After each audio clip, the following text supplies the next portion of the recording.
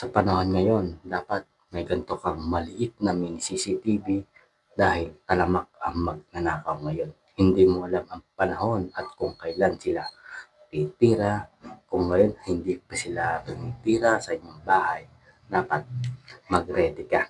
Kasi hindi mo alam kung kailan umaatake ang mga magnanakaw kasi pinaplano nila yan. At kung maraming tambay sa inyo at parang nagmamanman, aba, mag-isip-isip ka. Baka mamaya hindi mo alam isang araw o kinabukasan, titirahin ka na pala. Kaya kung ako sa'yo, bumili ka ng gantong kaliit na mini CCTV para makikita mo ang mga gagawin nilang hakbang kung sakaling titira man yan.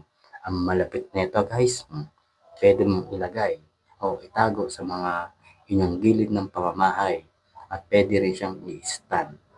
Kaya kung naghahanap ka ng gantong kaliit na mini CCTV na hindi ka agad nakikita, check out na yan guys. Ayun na, nasa yellow basket na.